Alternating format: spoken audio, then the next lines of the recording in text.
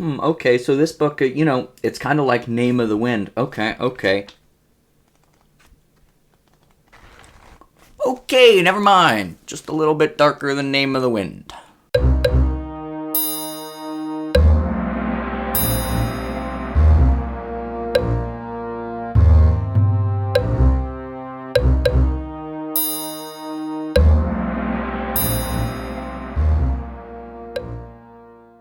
Hello everyone, it's been a bit since I had a video, I've been busy, but this is going to be my review for The Poppy War by R.F Kuang. This was R.F Kuang's debut novel that came out in 2018, and I have kind of heard this heralded as the other ongoing modern grimdark series along with The First Law. I thought it was really good. I was a bit worried about going into this book because I know some people who I tend to agree on just didn't like it, but then there's people I tend to agree on who loved it. I fell somewhere in the middle on this, but closer to really liking it.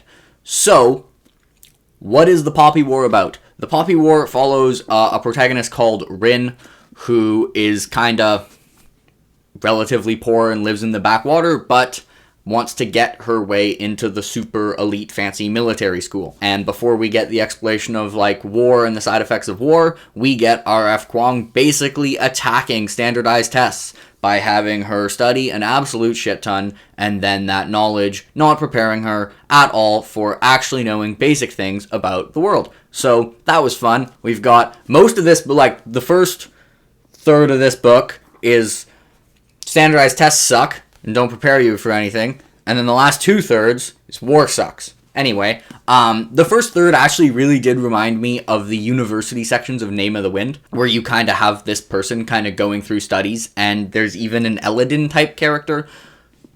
In fact, I might call the person Discount Eladin. And I thought, the dynamic with not Eladin, I'm sorry for people who haven't read Name of the Wind, with the somewhat very quirky mentor who maybe has more wisdom and is mysterious and seen as a joke. Wow, that character really is just Eladin. Anyway, whatever. It's not important. He's great, so that's what matters. And I thought the, university school section was really well done. I was enjoying it. I enjoy Rin as a protagonist. I think she's a really well-written protagonist. She's not likable, but she's really interesting. And I think R.F Kuang really knew what she was doing when she was writing Rin. Rin is also a really dynamic character in this book. She has a lot of development, and in general, I think her development as a character is really excellent. It's not the type of development that's in general quite boring, and is when you have a character who starts and they have character flaws, and their development is overcoming that character flaws. And R.F Kuang is really good at making the development both negative and positive changes. Rin also grows worse as a person in many ways, especially dealing with the horrors of war, because, those things suck.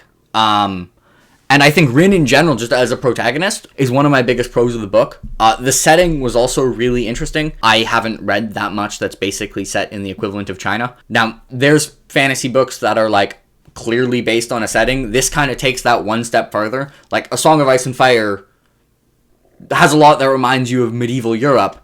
This is almost literally China with some magic. And I mean, even events, it's not just world building, actual events have clear,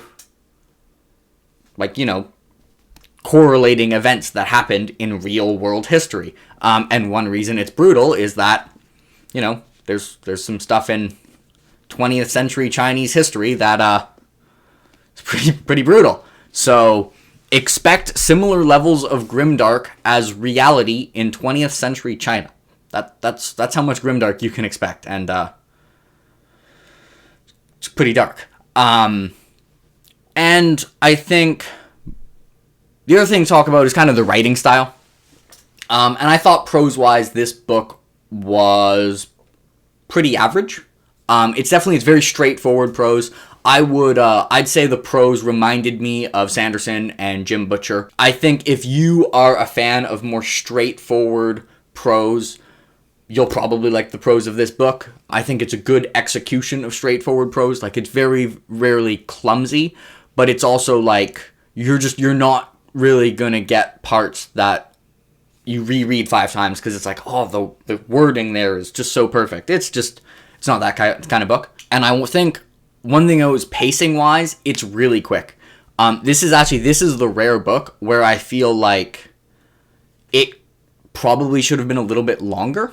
In general, like, the criticism for fantasy books is much more likely to be it should have been a little bit shorter. But this, I think my main con of it is that it lacked, like, the connective tissue on the plot, where it's like, we have an event, and then we have another big event, and there's very little, like, connection between it, which is very useful because you want to, like, build tension, so then the big event hits a lot harder. And this kind of felt like it was missing it, where it just kind of felt like, wrote one scene, needs to get there, just wrote the next scene, and it's just, you just fill in the middle in your head sometimes. And I thought there were some moments that could have been just hit a lot harder emotionally if there had been a little bit more connection between them. But, I mean, overall, that's just not that big of a con. So I think overall, due to really solid characterization, well above average, not like, you know, Hobb or Abercrombie, but really strong. Some really interesting explorations of kind of the side effects of war.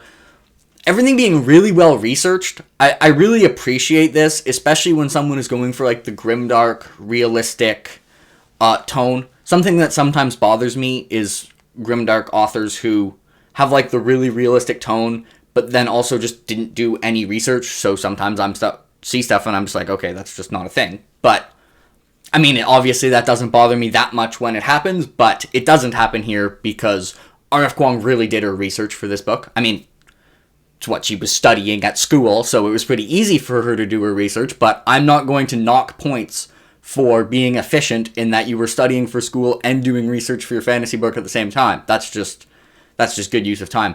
And I really appreciated how well everything was researched. And it led to kind of the battles, not so much like small-scale fights, but battles, and in general the military tactics being really well done because R.F. Kuang clearly did a lot of research about military tactics. And I think she said, when talking to Evan Winter in the Daniel Green interview, which is really good, that she set this in like 12th or 13th century China in terms of technology because she thought it would be easier to do the battles because tactics would be less complicated. And then she started like researching them and she was like, damn, nope, still really hard. I'd kind of say plotting, this was iffy because I think it could have used a bit kind of more build up and didn't maintain tension that well. Characterization wise, rock solid.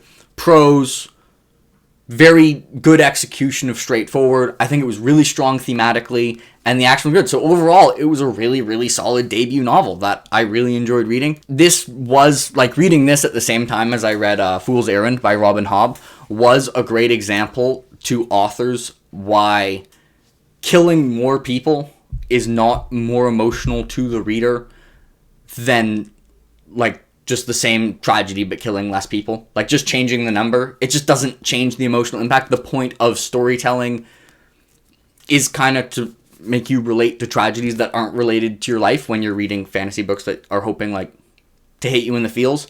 And that's one thing I think could have been better if there had been a bit more build-up. Overall, I'm definitely going to read the rest of the series. I'm about a third of the way into the Dragon Republic, and so far it's better. Probably going to be a series review for this. I think it's good enough I have enough to say about it to earn that. And overall, I mean, if you're going to read this, prepare yourself for some really brutal stuff. Every content warning. All of them. If there's a bad thing that can happen to people, it happens in this book. All the content warnings. This book is brutal. Not so much the first third, but damn, those last 2/3. Harsh. But if you want something like that, then I give this book an 8 out of 10 and a pretty strong recommendation, especially for grimdark fans. Grimdark isn't my favorite subgenre, so I probably would have liked it even more if it was, but I still really liked it anyways.